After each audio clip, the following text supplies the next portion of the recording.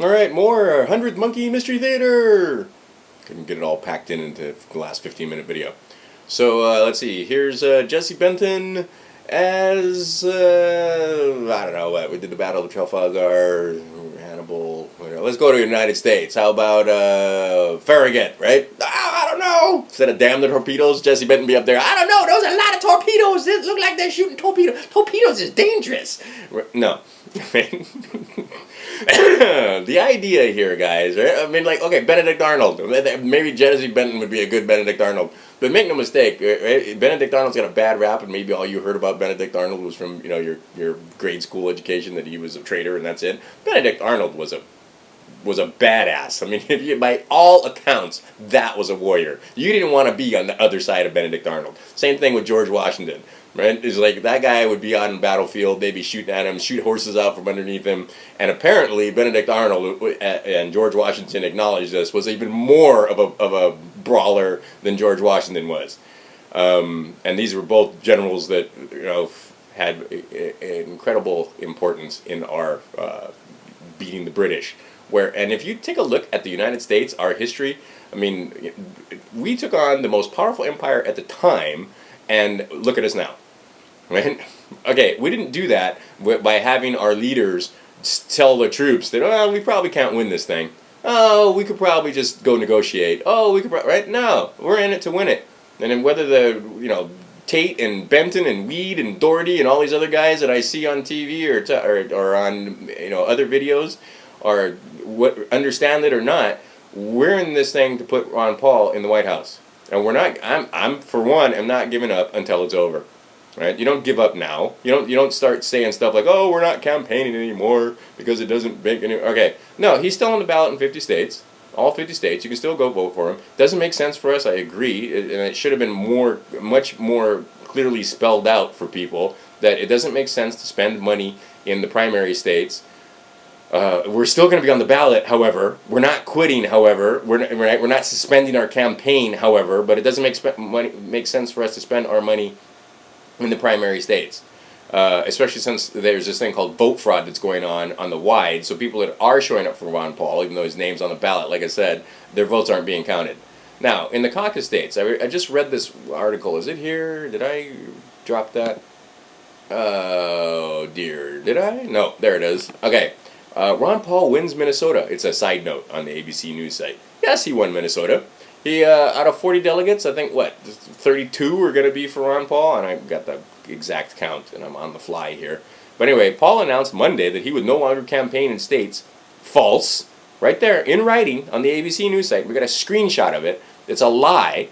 Ron Paul, right? Paul announced on Monday that he would no longer campaign in new states. False.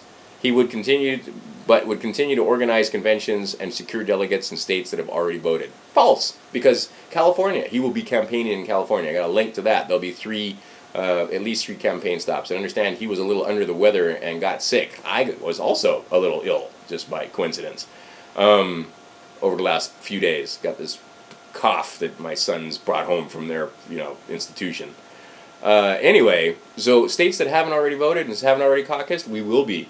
Right? We will be there. There is no question. And Texas is coming up. There will be campaigning there. There's plenty more to go. This thing isn't over, and there's lots and lots of delegates to be won yet.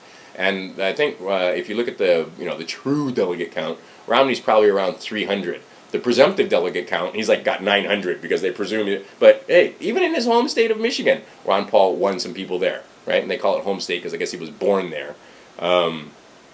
So he was popular there because, he's there, and the people of Michigan, whether, they want to put the robber baron in the White House because it would make them proud to put Romney in, right? Same thing in Idaho. Take Idaho, for example, which should be two states. There should be this, South Idaho and the great state of North Idaho, according to the North Idahoans that I met. But North Idaho, I can't see how they would be for Romney. Same thing in Montana. There are some people, leave me alone, right? Frontiersmen, cattlemen, good old boy Americans. I don't see how they could possibly be for Romney. There's a lot of Mormons in Idaho and Utah, but still, the idea of freedom and liberty in the Constitution and getting the government off your back and states' rights and so forth, very strong in those two states, as far as I know. Second Amendment and so forth, those guys are serious about it. Let us continue. Should we do this a little bit more mystery theater? See, Battle Trick of Trafalgar, Farragut. Anyway, I guess we'll let it go. But I mean, it just goes on and on. This is not the way to rally the troops. This is not the way to make sure that you get huge amounts of money in your money bomb. Is to say, oh well, we know we can't win. We don't know that. Stranger things have happened. And Americans, see, this is the difference. I remember taking a class in college where we were talking about the Spanish and how many of them just basically took their lot in life, and that was it, right? It's like that's how it is. The same thing in Asia, very Zen thing where the people are just like, oh well, this is how it is, and that's never been the American way. American way against all odds, right? American way is stories like the Alamo. Right? There you go, Jesse Benton at the Alamo, right? Okay, we don't fight, let's just go, right? We surrender, here, cuff us, we're out. No, right? That's exactly not how Americans do it, right? Those guys were outnumbered, outgunned, and they fought to the death, right? Now, the difference, again, between us guys and the Alamo is that when it came down to it, or if it comes down to it, Santa Anna's army wouldn't be bowling us over because there'd be just as many of us as there were of them, if not more, right? But if our leadership, and there's a lot of times where you can look at war, and a good book for everyone to read in the Ron Paul campaign would be The Art of War, Sun Tzu. That should be required reading before you call yourself the campaign strategist or chief strategist, because it's pretty obvious to me that you've never read The Art of War. But anyway, the idea is that, the larger, like the Russians against the Finns, the Russian military, they broke, and the Finns took them out.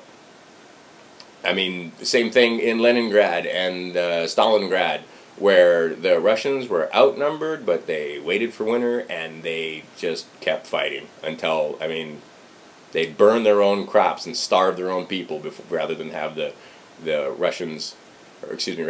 Nazis get it, right? I mean, you take a look at the stories. This is the way you win battles. This is the way you fight. This is the way Americans have always done it too, right? The one thing you can say around the world, they make fun of us, but at the same time, Americans, when we show up with our military, nations tremble. Make no mistake. But we don't do that with guys like Patton going, oh, well, I don't know, it's a lot of German panzers and tanks and stuff, and it doesn't look like we could win this thing, but let's go fight anyway. That doesn't rally the troops, right? He basically just told them, look, this is going to be hard won, but get out there and fight, right? And it's the same thing I've been telling you from day one. Like, am I a dreamer? I'm not a dreamer. I understand that of the forces that are arrayed against us, and that the powers that be would much rather have us not win. And that they'll do every underhanded trick, and they'll cheat, and they'll lie, and they'll rig the votes, and they'll send lawyers in to try to overturn delegates, and every other freaking trick they can come up with. It doesn't matter. You keep fighting. It doesn't matter. You don't say it's over. It doesn't matter. You just keep going until it's done, and it ain't done. We're not even. It's what is this? In May we got June, July, and then August, and we've got all these other states that haven't caucused yet. And then these guys are making it sound like we're throwing in the towel, and this is the final money bomb, and this is it, and blah blah blah. No. Right? And on top of that, every one of you listening to this, you need to understand that just voting for Ron Paul isn't enough. Right? You need this revolution isn't done. And this is the other thing, peaceful revolution. I didn't make that clear enough in my last video. Is that they'd love it if we would fight. They'd love it if we would I'm talking about figuratively fighting in both of these videos, but they'd love it if we pick up arms so that there could be some hot fighting and war and so forth, and they could make all kinds of new terror laws and do all kinds of ridiculous draconian laws that would basically strip people of their rights because the government is afraid that the people will rise up and that they have to keep they have to protect us and so forth. No, the government's the problem, and it's becoming clearer and clearer to more and more people that the government is definitely the problem, and the government isn't not even under our control anymore. It's not our government. The bankers and multinationals control our government via our little Congress. Right? The Founding Fathers understood that we shouldn't have a Politburo of 500 people running the whole nation. 500 people, those guys are definitely not smart enough to understand what's going on in, say, a county in Florida as opposed to Maui County, where I am, or, say, Montana, or Michigan, or Maine, or this is a hell of a big country, folks. And right, one size does not fit all. One rule does not fit all. This is why we have 50 states and all the different counties that have their own, local government and so forth. But what we now have is we have this overriding beast that is supposedly, needs to be powerful enough to come in there and tell you what to do. And I know people. I was having this argument with the person in the Green Party telling me that we never would have had civil rights. Blacks would never be able to vote if the federal government would have. Well, the way they did it was incorrect. Simple as that. You don't override the Constitution to give everybody liberty. it's the oxymoron. And a government where you give them that much power, now they've usurped more and more power, and they continue, especially through the executive branch. And Obama's just a puppet. Obama's not. I mean, signing the National Defense Authorization Act and the National Defense Resource Preparedness Act and so forth, that's just getting ready for whoever is up next, right? It doesn't necessarily have to be him. But what they do is they're consolidating power in the executive branch. And we've been warned against this. Ron Paul would like to repeal some of that. And that would, all the work that they've done over the last 50 years, that would repeal it easily in one presidency. Pen strokes. And then getting more and more people involved in government, right? Because, like I was saying, whether Obama holds the White House or not, if Romney gets in and not Ron Paul, they're going to take a shellacking in the House and the Senate, because lots of Ron Paul people are running at the state state representatives, or excuse me, actually federal state representatives and senators for at the federal level. And it's going to be like I said, it's going to be a hot mess coming up here. Right, because what's happening is people want change, and a lot of the Obama people are waking up to the fact that this guy is not the who they thought he was, and they have been betrayed, as it were. But Romney is no better. Romney is not the solution. Right, the guy that will give you actual change is named Ron Paul. The guy that wants freedom and liberty and personal liberty for all is Ron Paul.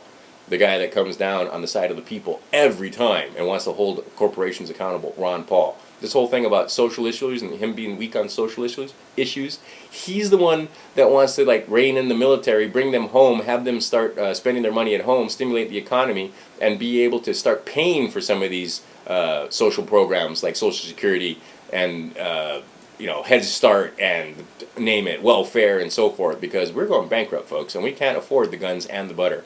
So Ron Paul, talks about strength of our military, but also, bringing the troops home. And he's the one trying to figure out how to pay for your damn social issues, right? Not the other guys. The other guys just, let's print. And the more they print money, the less all of us have, because all that dollar that we have in our pocket is worth less every time they print more. Get it through your fat heads. It's not going to be, the same as it ever was when Romney and or Obama get in, because what we have is we're at the end of a power curve, and they're having to print trillions. Obama has had to print $5 trillion under his administration. It's not him printing, I know this, but through the Fed, it printed more money faster than any other president, because we're at the end of the cycle. We have, like I said, mathematics. We're getting towards that power curve where we start going straight up. And they print more and more money faster and faster. And they just papered over 2008, and this isn't going to be better. Right? They didn't get rid of the crisis. They just kicked the can down the road. And when we finally have to reckon, it's going to end badly. And I'd rather have a guy like Ron Paul at the helm than somebody like Romney that's in the hip pocket of the bankers, or Obama that's also in the hip pocket of the bankers. Right? I'd like to have a guy that's on the side of the people and understands that they need an alternate currency, maybe sound money, gold and silver, or some kind of a currency that's accepted that would be, side by side with, concurrent with the Federal Reserve note, which is mathematically certain to collapse. Anyhow, get out there and vote for Ron Paul. Get out there and do more. He's on all ballots in all 50 states, in all the primaries. He didn't suspend his campaign. He just quit spending money where it's not worth spending money. He's focusing on getting delegates. The media lies. And again, if they can't get this simple story straight, maybe they didn't get 911 straight. Maybe they didn't get what's happening in Afghanistan straight. Maybe they didn't get, you get the idea. Any story that you hear on the news is suspect, because the most simple thing, like, is Ron Paul running for president? Yes, he is. Is he in it to win it? Yes, he is. Are the supporters that he has passionate and committed? Yes. Are we dreamers and we don't understand like what's happening and there are forces that are arrayed against us? That's nonsense. We know what's going on, right? But nobody said this was going to be easy. But nobody said we could quit either. Americans, are we quitters? Right? Would you have respect for us if we quit before the thing was over? Anyhow, get out there and vote for Ron Paul. Ron Paul, 2012. Get after it, folks.